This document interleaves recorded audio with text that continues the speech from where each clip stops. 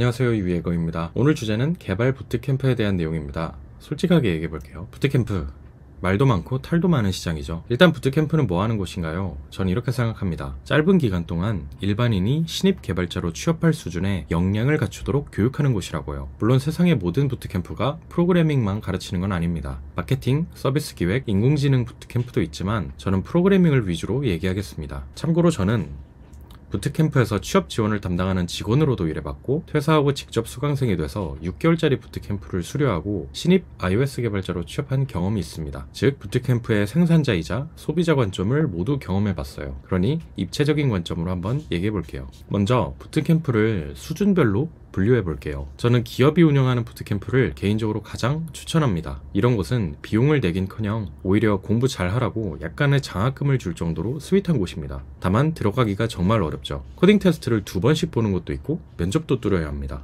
그만큼 같이 공부하는 동기들의 실력이 굉장히 좋겠죠. 컴공 전공자들도 이런 부트캠프는 들어가고 싶어 합니다. 대표적인 4곳 정리해봤는데요. 전부 기업이 하죠. 네이버, 삼성, 애플, 우아한 형제들, 소프트 마에스트로는 과학기술정보통신부가 운영합니다. 정부에서예요. 두 번째, 입과 시험이 있는 부트캠프입니다. 제가 비전공자 출신에게 좋다고 써놨는데요. 이 좋다라는 표현은 앞장에서 언급했던 기업형 부트캠프보다는 입과 난이도가 약간 더 해볼만 하다는 뜻입니다. 물론 완전 노베이스 상태에서 이런 곳에 들어가려면 한 달에서 2달은 빡세게 해야 해요. 그래야 과제 전형이나 코딩 테스트를 통과할 수가 있어요. 이런 곳들은 보통 소수만 뽑아서 교육합니다. 기수당 30명 내외 정도, 꽤 높은 금액의 비용을 내야 하지만 수료한 뒤에는 취업 결과가 좋은 편입니다. 잘하는 몇 명은 네카라쿠베 신입으로도 가고 인지도 있는 스타트업들도 많이 갑니다. 세 번째, KDT 혹은 후불제 부트캠프입니다. 여기서 KDT는 K 디지털 트레이닝의 약자고요. 청년들이 정부 지원 사업을 통해 무료로 부트캠프를 들을 수 있는 제도입니다. 여기는 진입 장벽이 높지 않기 때문에 만약 본인이 독학하면서 커트 준비하기가 싫다, 당장 코딩을 배워보고 싶다면 추천드립니다. 대부분 입과 시험이 없기 때문에 아예 노베이스에도 참여하는데 큰 무리가 없어요. 혹시나 간단한 면접 정도는 볼 수 있는데 자기소개나 개발자가 되고 싶은 동기 같은 거 정리하시고 또박또박 말하면 통과할 수 있을 거예요.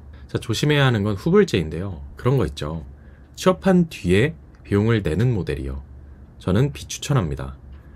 지금 돈의 여유가 없다면 후불제를 고민하지 마시고 KDT를 찾아서 들으세요. 왜냐면 후불제는 계산해보면 선불로 한 방에 내는 것보다 비용이 더 크고 여러가지 찝찝한 계약 조건에 묶이게 됩니다. 국비 위주의 부트캠프는 아쉽지만 취업을 못하는 수료생들이 꽤 흔해요. 잘하시는 분들이야 어떻게든 노력해서 수료 후 몇 달 안에 취업하시지만 동기부여도 애매하고 실력도 애매한 경우라면 수료 후에 의지를 잃고 개발자로 취업하는 것을 포기하는 경우를 상당히 많이 봤습니다. 네, 정리해볼게요. 만약 본인이 전공자이거나 이전에 국비학원이든 독학을 통해서든 특정 프로그래밍 언어의 문법 정도는 알고 있고 다른 직업보다 꼭 개발자가 되길 원하신다면 기업형 또는 시험 있는 부트캠프에 들어가시길 추천드립니다. 만약 본인이 비전공자이고 코딩을 아예 처음 해보신다면 경우의 수가 좀 나뉘는데요. 시간적, 자금적 여유가 되신다면 인프런, 유데미 등의 교육 플랫폼에서 적당한 인강을 들어보거나 책을 보면서 독학을 2달 정도 하신 뒤에 기업형이나 시험 있는 부트캠프를 노려보세요. 이렇게 준비하는 과정에서 본인이 개발자 적성에 맞는지 스스로 확인해 볼 수도 있을 겁니다. 만약에 여유가 없다면 가장 중요한 건 개발자가 되지 못했을 경우에 리스크를 낮추는 거예요. 그러니 후불제보다는 웬만하면 KDT를 통해 자기 돈 안 내고 들을 수 있는 부트캠프를 찾아보시길 강력 추천합니다. 조심해야 하는 건 KDT 쪽은 자기가 돈을 낸 게 없다 보니까 자기 자신을 포함해서 동기들이 전체적으로 그렇게 열정이 강하지 않을 수 있어요. 남들 신경 쓰지 말고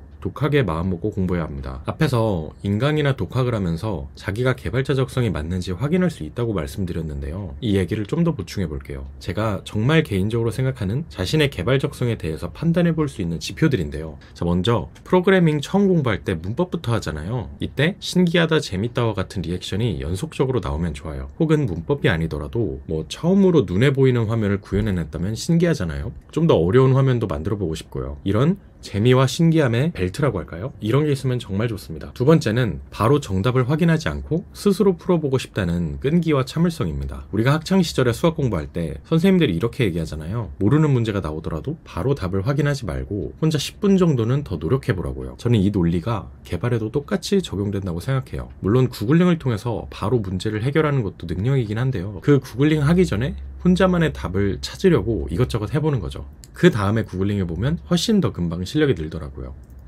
셋째, 영어입니다. 대부분의 개발 문서가 영어로 되어 있죠. 특히 iOS 분야는 번역 자료도 많지 않아요. 구글 번역기의 도움을 받아도 괜찮지만 기본적으로 영어 읽는 것에 큰 거부감이 없으면 좋아요.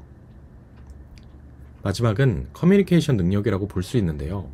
페어 프로그래밍 때문에 그렇습니다. 처음 보는 사람하고 단순히 대화만 해야 하는 게 아니라 그 사람과 함께 어려운 문제를 해결해야 해요. 이런 걸 부트캠프에서 많으면 하루에 6시간 이상 해야 하는데 기가 엄청 빨리거든요.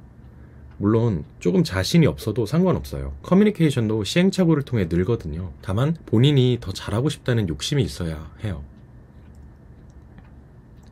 지금까지 부트캠프별 종류와 본인에게 적합한 곳을 고르는 방법에 대해 요약해봤어요. 근데 제 생각은요, 어느 곳을 가든 결국 부트캠프는 동기부여가 제일 중요하다고 생각해요. 얼마나 간절하게 개발자가 되고 싶은지가 결과의 차이를 만들어내더라고요. 그럼 모두에게 행운을 빕니다. 궁금하신 점 있다면 댓글 남겨주세요. 감사합니다.